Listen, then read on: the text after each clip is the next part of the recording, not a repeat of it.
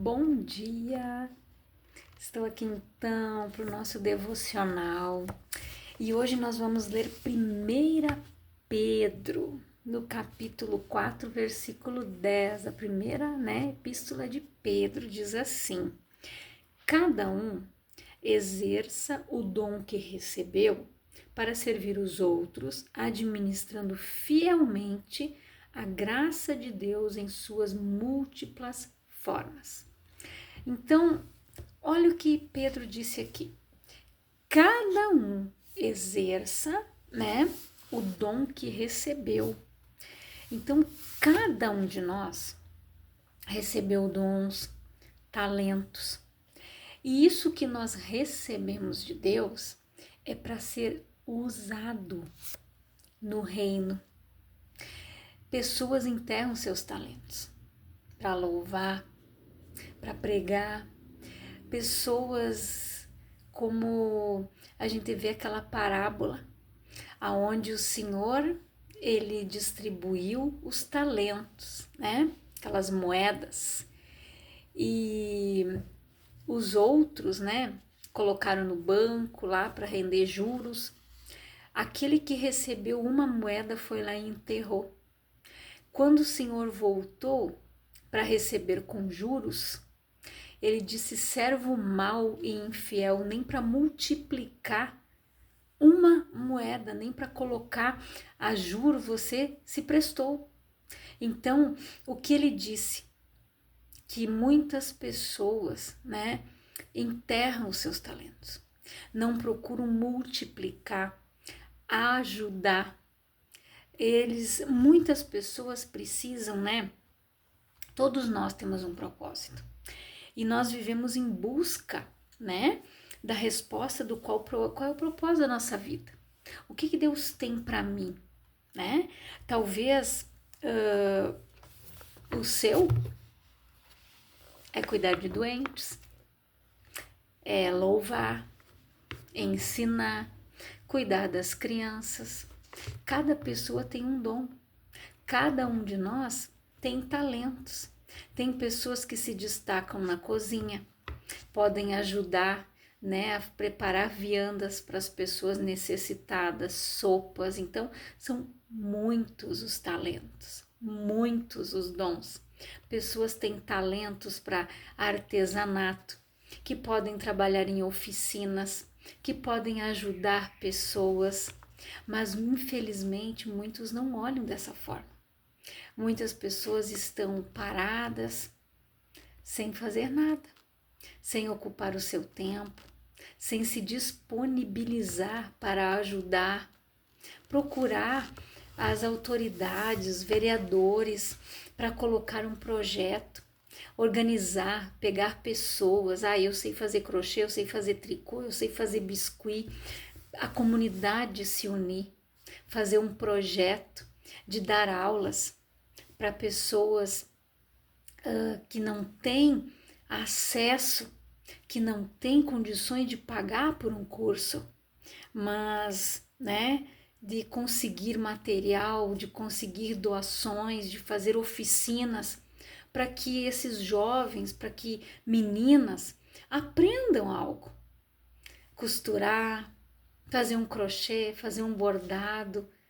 Então, assim, são coisas que precisam ser despertadas nos jovens, nas crianças. Hoje, se a gente for ver, as crianças, elas estão tanto na frente da tela, computador, gamer, que hoje eles não se preocupam tanto com isso. Então, nós precisamos investir na vida dos nossos jovens, porque vai chegar um tempo em que não vai ter mais mão de obra. Se você analisar, tem certas mãos de obras que já estão ficando carentes. Costureira, pedreiro, encanador, quantas coisas que poderiam ser passados, um ofício. Infelizmente, não tem, muitos não querem aprender. E vai chegar um momento em que nós não vamos ter. Ou nós aprendemos a fazer, né? Ou vamos ter que nos sujeitar a pagar o que aquele que está aí no mercado vai cobrar. Então é algo a se pensar. Quantas pessoas têm talentos que poderiam trabalhar em projetos sociais, poderiam auxiliar crianças nas escolas que têm dificuldades e estão ali paradas. Então faça algo. Ore e diga: Senhor, o que é para mim fazer? Onde eu vou utilizar o talento que o Senhor me deu? O talento que eu tenho não é o que você tem. Tem coisas que eu sei fazer, que eu desempenho bem, que você não vai desempenhar.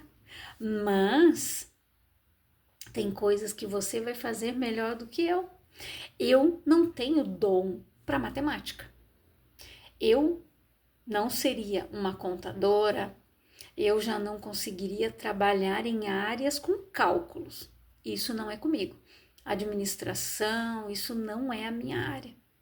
Mas eu descobri que o meu chamado, que um propósito é cuidar de pessoas, é ajudar pessoas a se curar a sua alma, traumas, feridas. Então cada um de nós tem dons, tem talentos.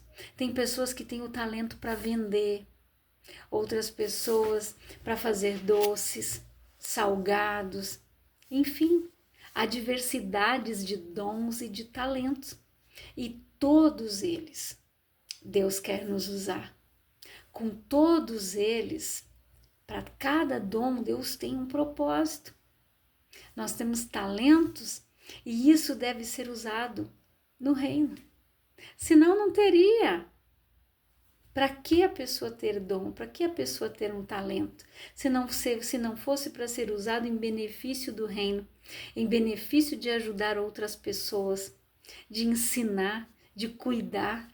Aquela pessoa que tem o dom para cuidar, enfermeiro, médico, técnico de enfermagem, cuidador de idosos, babá. Então essas pessoas, elas têm aquele dom. Tem pessoas que você olha assim, ela tem o dom chamado para fazer aquilo ali. Eu já não tenho. Outros para serem professores, advogados, engenheiros e por aí vai. Então, são tantas as profissões, são tantos os talentos que cada pessoa tem. Cada pessoa é única. Cada um tem o seu temperamento, cada pessoa tem as suas manias, tem os seus defeitos, tem as suas qualidades e cada uma delas Deus ama como ela é. E então é tão bom quando você consegue conversar com uma pessoa e ela vê que você está ouvindo ela sem julgar ela. Você está ouvindo ela querendo ajudar ela. Porque, como a minha mãe costuma dizer, né? Para ajudar tem um, mas para enfiar no buraco e jogar a terra tem 9. Então, nós precisamos ser esse um que quer ajudar, que tem o coração disposto, que tem aquele coração que é sensível ao toque do Espírito, aonde, quando Jesus disse, né? Quando ele perguntou: mestre, mas quando que nós te vimos nu e não te vestimos, com fome? Quantas pessoas que nós muitas vezes deixamos de ajudar, né? Esses dias eu estava passando, tinha um senhor dentro de um container e ele disse: moça, a senhora pode me dar um dinheiro para me comprar um pão? Eu não disse que não tinha porque eu não iria mentir. Porque quando a gente diz eu não tenho e tendo uma moeda, R$2, 5, e você diz eu não tenho, você está mentindo. Então diga: eu não posso lhe ajudar no momento. Eu passei, fiquei observando. Ele disse: eu queria um dinheiro para comprar um pão. Daí eu dei alguns passos, voltei e entreguei um valor para ele. Quando eu cheguei perto dele, ele estava com um pacote de pipoca de micro-ondas, comendo as sobras que tinham ali dentro. Eu alcancei um valor e eu disse, vai no mercado e compre um pão para o senhor comer. Então a gente vê que ali a gente vê o dia que Jesus diz, quando você me viu passando fome e não me ajudou. Então, se você não quer dar dinheiro, entre lá no supermercado, se você pode, compre um pão, compre uma bolacha, enfim, compre alguma coisa, dê para essa pessoa comer. Diga para ela, guarde só um momentinho, que eu já volto aqui. Porque às vezes as pessoas, elas têm o hábito de julgar, é para beber, é para usar drogas. Mas se ela está lhe pedindo um alimento, como aquele senhor, ele me pediu para comprar um pão. Então, nós precisamos reaver as nossas atitudes. Se realmente nós estamos fazendo aquilo que Cristo veio para nos ensinar. Porque quando Jesus lavou os pés dos discípulos, na hora Pedro não entendeu. Pedro disse, não, Senhor, os meus pés não. E ele disse, Pedro, é necessário. Se eu não fizer isso, você não vai ter parte comigo. Porque depois Pedro entendeu o sentido do lava-pés. Jesus estava mostrando para eles que ele veio para servir, não para ser servido. Se Jesus quisesse, ele poderia ter nascido no lugar mais luxuoso, num lugar revestido de ouro, roupas finas, mas não. Jesus nasceu num estábulo, não tinha nem lugar nas hospedarias. Foi lá que o Filho de Deus nasceu, mostrando que o que é ser humilde. Ele foi criado junto com um carpinteiro e uma jovem. Ele foi criado no meio, num vilarejo, sem luxo. Aprendeu o ofício do pai que ele teve aqui, que criou ele aqui, que ensinou ele. Mas ele aprendeu a ser humilde. Ele veio nos mostrar a sermos humildes, de que maneira agradar o Pai, como se achegar ao Pai. Em cada momento Jesus foi nos ensinando.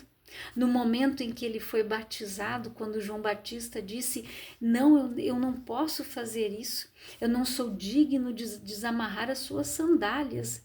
E ele disse, é necessário que se cumpra o que está escrito. Porque já tinha sido escrito que Jesus iria ser batizado, já tinha sido escrito que ele iria padecer, que ele iria sofrer, que ele iria ser pregado numa cruz. Já estava escrito. E tudo que estava escrito, que Deus já havia revelado para os profetas, haveria de se cumprir. E Jesus, ele cumpriu o plano, ele cumpriu o propósito do Pai. Ele se despiu das suas vestes celestiais, ele desceu do céu, o Verbo vivo se fez carne, habitou entre nós, habitou entre os homens, ensinou o verdadeiro amor. Ele nos amou primeiro, como diz a palavra. Jesus morreu naquela cruz para nos comprar de volta, nos resgatar da morte, do pecado. Nos deu a vida eterna, o livre acesso ao trono do Pai, ao qual o homem não tinha mais. Mas Jesus, ele veio nos mostrar que o verdadeiro amor tudo suporta, espera, crê. Que o verdadeiro amor, ele lança fora todo medo. Ele olha com o olhar de Deus, como Deus olha para cada um de nós pecadores. Ele abomina o pecado, mas ele ama o pecador. Deus fez com que o seu filho viesse para nos resgatar de volta. Por que Deus colocou o homem para guardar o jardim? Quando se guarda algo, é porque algo pode ser roubado, pode ser invadido, como aconteceu no jardim. Satanás entrou, eles não perceberam. Quando Satanás enganou a Eva, o Adão veio, ele sabia que não era para comer do fruto, ele poderia ter dito, Eva, você comeu, podia ter chamado Deus, porque a ordem foi dada para ele, não para ela. Não estou defendendo a Eva, mas depois que ele comeu o fruto, ele disse, a mulher que o Senhor me deu. Ele jogou a culpa para quem? Para Deus, como muitos fazem. Terceirizam os culpados, muitos culpam a Deus, mas não olham o amor de Deus, o sacrifício de Jesus, o ensinamento de Cristo, lavando os pés, partindo o pão, orando, curando as pessoas, libertando as pessoas. Então, para você ver que Deus não castiga ninguém com enfermidades, que Deus não quer que ninguém viva preso, cativo. Aquela mulher que vivia encurvada por 18 anos, um espírito se alojou na coluna daquela mulher, fazendo com que ela ficasse encurvada. Mas quando Jesus deu a ordem, aquele espírito saiu, aquela mulher ficou ereta, a coluna reta. Então, não é castigo de Deus, como as pessoas costumam dizer, Deus está me castigando. Não. São as portinhas que nós abrimos, são as brechinhas que o homem abre quando enterra seus talentos, quando terceirizam culpados, quando abrem a porta e o mal entra, e aí Deus vai visitando a iniquidade até a 4ª geração, porque aquele pecado entrou. Não foi Deus que pecou, foi o homem. E Jesus ensinou a lavar os pés dos seus discípulos, né? Que cada um de nós, independentemente de cargo ou função, deve se igualar aos demais e manter-se humilde, servindo ao menor dos nossos semelhantes, como se fosse superior a nós. Isso é humildade. Jesus mostrou para eles que ele, sendo o mestre, ele sendo filho de Deus, ele lavou os pés, mostrando para que ele veio. Ele não veio aqui para ser servido e nem ser cheio de pompas e de riquezas, tanto que Jesus disse, o filho do homem não tem nem onde reclinar a sua cabeça. Ele disse que as pombas tinham seus ninhos, os bichinhos tinham seus lugares, mas ele não tinha um lugar fixo, porque ele andava por vários lugares, curando, pregando a palavra, querendo que as pessoas fossem salvas, fossem libertas. Então você acha que Deus ia deixar o filho dele descer do céu, vir para cá, padecer, sofrer, para ver as pessoas continuarem sofrendo? Não. Infelizmente as pessoas estão comendo fruto da sua boca, das suas escolhas, se deixam levar pelo pecado. O salário do pecado é a morte espiritual, a morte longe de Deus, uma vida miserável. Porque quando a pessoa não tem Jesus, ela não tem nada. Jesus é o maior bem que nós podemos ter na nossa vida. Porque ele disse, a verdadeira paz eu vos dou. Gente, paz não tem preço. Você deitar tua cabeça no travesseiro e você dormir e acordar em paz. Porque você sabe que você tem essa paz no teu coração. Você tem o amor de Deus no teu coração.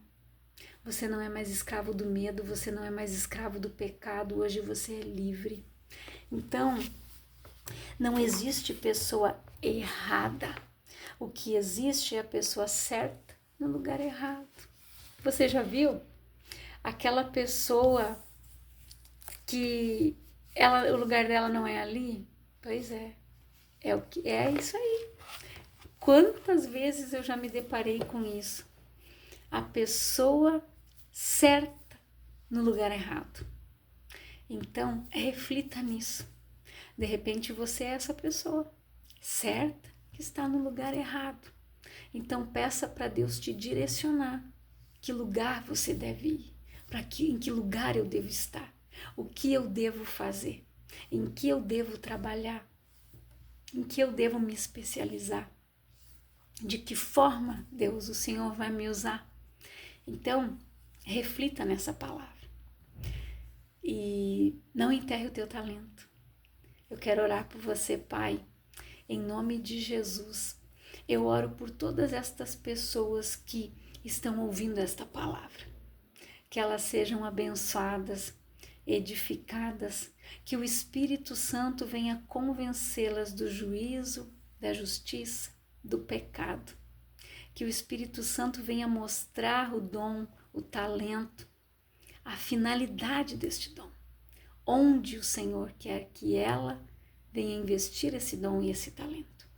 E que ela descubra, Pai, conduzida pelo Teu Espírito, em nome de Jesus. Que Deus te abençoe grandiosamente.